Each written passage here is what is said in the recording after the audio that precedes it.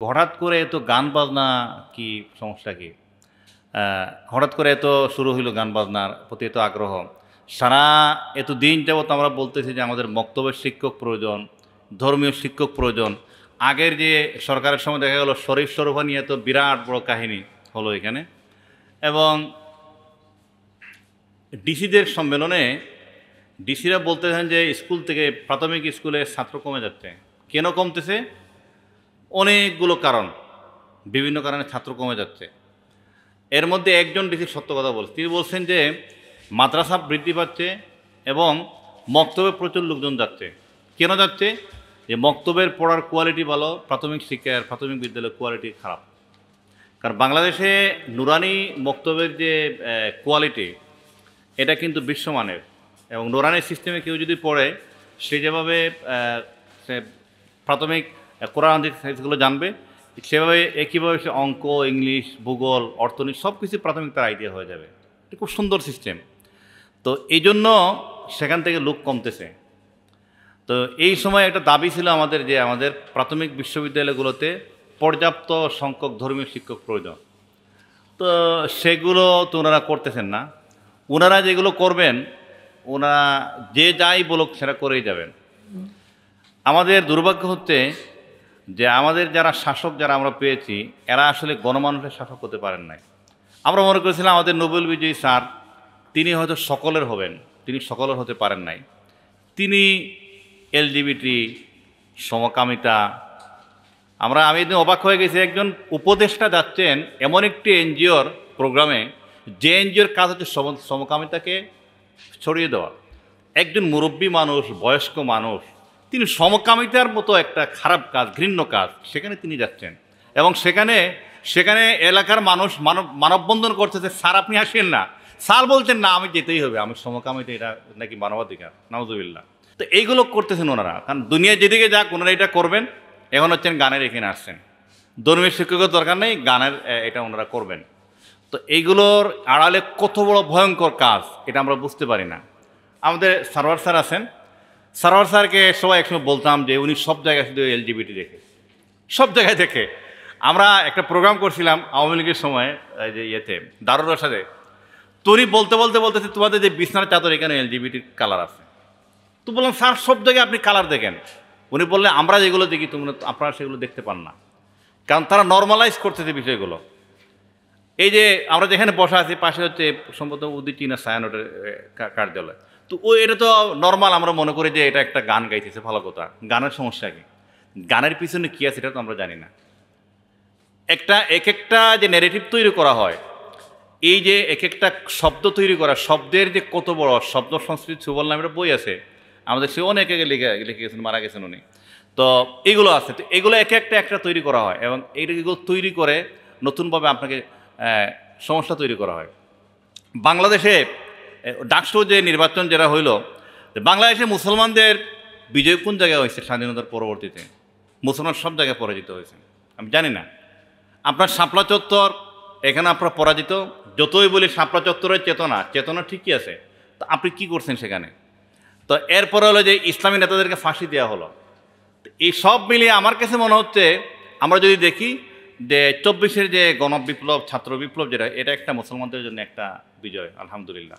যে যাই হোক, এনসিপিকে আপনি গালি দেন 24 ঘন্টা, সমস্যা নেই, কিন্তু তাদের মাধ্যমে একটা বিজয় আসছে। আর ডাকসুতে শহীদ আব্দুল মালেককে ইসলামী শিক্ষা ব্যবস্থার পক্ষে কথা বলার জন্য রড দিয়ে পিটিয়ে হত্যা করা হয়েছিল, সেখান থেকে তাদেরকে বিতাড়িত করে। কেন? ইসলামী শিক্ষা ব্যবস্থার পক্ষে কেন কথা বলবে? যে ঢাকা বিশ্ববিদ্যালয় আজ থেকে 2 বছর আগে রমজান মাসে সেখানে কোরআনের মাহফিল করতে দেওয়া হবে না, এবং যারা কোরআনের মাহফিল করতে গিয়েছিল এদেরকে মেরে রক্তাক্ত করে ফেলা হয়েছিল, আমরা ফেসবুকে ছবি দেখেছি। এবং সেই সময় ঢাকা বিশ্ববিদ্যালয়ের ভিসি, আরবি বিভাগের যিনি প্রধান, তাকে চিঠি লিখে বলছিলেন যে কারা কারা এই কোরআনের মাহফিলের সাথে সংশ্লিষ্ট, তালিকা দেওয়ার জন্য। কেন? যে ঢাকা বিশ্ববিদ্যালয়কে আমরা ধর্মীয় কোনো ইসলামী কোনো ব্র্যান্ডিংয়ে পরিচিত করতে চান। এটা ধর্মের সেকুলার একটি দেশ, সেকুলার একটি রাষ্ট্র, এটা ছিল তাদের চিন্তা, তাদের বক্তব্য। অথচ যিনি ঢাকা বিশ্ববিদ্যালয়ে করলেন, সলিমুল্লাহ, তার নামে একটা প্রোগ্রাম ওনারা করতে দেন না। এই যেসব অধ্যাপকরা দেন না, এই অধ্যাপকরাই যদি এখানে ঢাকা বিশ্ববিদ্যালয় হইতো, সেই সময়ে কলকাতায় একটা প্রোগ্রাম হয়েছিল, বিশাল বড় সর্বদলীয় প্রোগ্রাম। কাজ কি?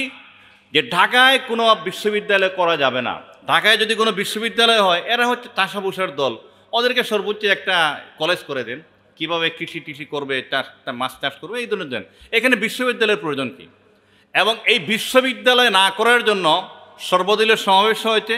সেই সভায় যিনি সভাপতিত্ব করেছিলেন তার নাম হচ্ছে রবীন্দ্রনাথ ঠাকুর, যাকে আমরা সঙ্গীত গাই, তিনি রবীন্দ্রনাথ ঠাকুর বিশ্বকবি। তো আজকে রবীন্দ্রনাথ ঠাকুরের নামে এখানে চেয়ার হয়, সবই হয়, রবীন্দ্রনাথ ঠাকুরের কোনো কিছু সব কিছু করেন, কিন্তু যিনি নবাব সলিমুল্লাহ যিনি ঢাকা বিশ্ববিদ্যালয়ে করলেন তার নবাবে বিক্রি করে, তার জন্য কোনো আলোচনা সভার কোনো আয়োজন ওনারা করেন না। যে অধ্যাপকরা করেন না ওনাদেরও জানা দরকার ছিল, যদি ঢাকা বিশ্ববিদ্যালয় না হইতো ওনারা অধ্যাপক হইত না জীবনে। কলকাতায় যান, সেখানে একেবারে মানে নমশূদ্র বা নিম্ন বংশের যারা নিচু জাত, ওরা কেউ কিন্তু অধ্যাপক হইতে পারবে না। এটা এখনও আছে এগুলো। তো যাই হোক, সেজন্য ঢাকসুতে ছাত্র শিবিরের প্যানেল বিজয়ী হয়েছে, ছাত্র শিবির, কিন্তু আমরা মনে করি এটা ইসলামের একটা বিজয় হয়েছে। যে যাই বলুক, এটা ক্লিয়ার, এখানে কে কি মনে করলো আমার কিছু আসে না যায় না। এটা যেখানে শহীদ আব্দুল মালিককে ওনাদের প্ল্যান ছিল যে ইসলামী ব্র্যান্ডিং করা যাবে না, আজকে এটা ব্র্যান্ডিং হয়েছে ইনশাল্লাহ।